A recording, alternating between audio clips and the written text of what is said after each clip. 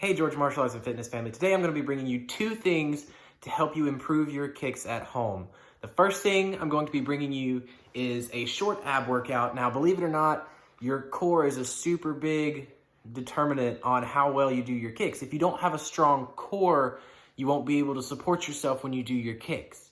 The second thing I'm going to show you is how to kind of work on edging your feet even when you're not sitting there practicing your kicks and kicking something. You're just sitting on the couch or other various things like that. First things first, let's go through our ab workout. The first thing we're gonna do is sit-ups. Now, if you can't do a sit-up, you're at home, use your couches, use your dressers, use something, stick those toes underneath so you can support your feet to do those sit-ups. I'm not gonna use anything, I'm just gonna go back and do them. So we're gonna do 10 sit-ups first, okay? So we're right here, laying down, hands across your chest, just sit up. 1, 2, 3, 4, 5, 6, 7, 8, 9, and 10. That one's super easy, especially if you've got your feet plugged up under something. The next thing we're going to work on is leg raises. So laying down, supporting your lower back with your hands if you need to. Legs are out straight. Both legs are going to come all the way up and all the way back down. That was 1, 2, 3, 4, 5, 6, 7, 8, 9, and 10. Good, sitting up. The next thing is going to be Russian twists. So remember, we're going to sit down. We can leave our feet on the ground or we can pick them up, either one.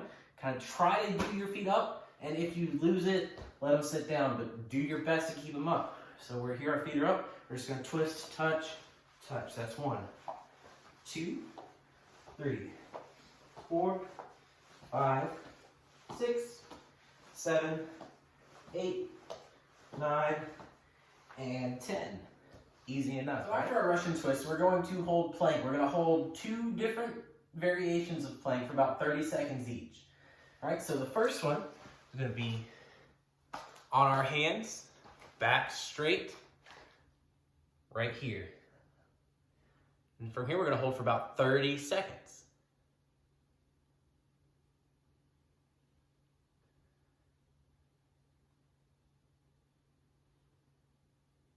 Now make sure you're really kind of squeezing your abs tight or flexing as much as you can of your abs to really keep them and really work them as hard as you can.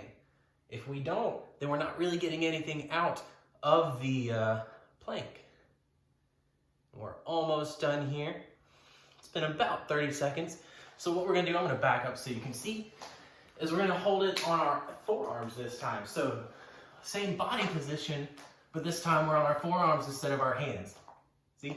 All right? Then we just hold it for 30 seconds, just like last time.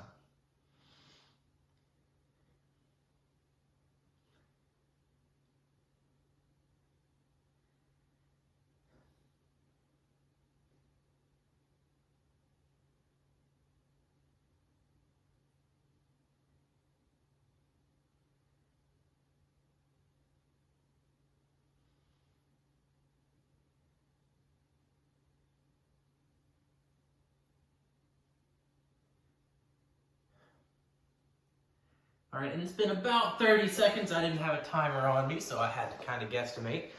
But what you're gonna do is you're going to do all of those workouts. You're gonna do 3 sets of all of it, okay? Then after that, you can move on and kind of watch the rest of this video and learn different ways to practice how to work on your foot edging for your kicks without actually doing your kicks. So the first tip I have for you to practice your foot edging for your kicks when you're not actually practicing is to think about what you're doing when you're sitting, laying around on a couch, a chair, or whatever. What are your feet doing?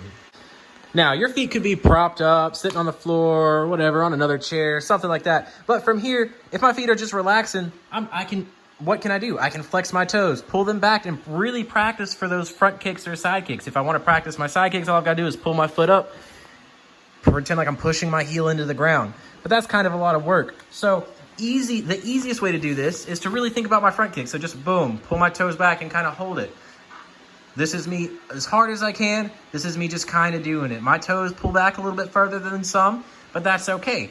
And so if you just sit here, do this, you can do it in reps. You can just hold it. Either way, if you're constantly practicing pulling those toes back, it'll get better and it'll get easier. So that's a really simple way to really kind of practice your kicks without actually doing your kicks. Now, the second tip I have is something that Miss Owens talks about a lot for practicing pulling back our toes for our kicks. So when you're walking around or you're in your house or you're walking around wherever you are, you're just on the ground, you can start walking around with your toes pulled back, just kind of like this. Just walking. It's difficult and it's weird, but it's easy to practice once you get the hang of it. So another way to look at that, instead of looking straight down like if you're looking at your own toes, if I'm over here and I'm just walking around, I'll have my pants up so you can see. Here's just kind of walking normally, right? So just pull those toes back and walk. It's weird.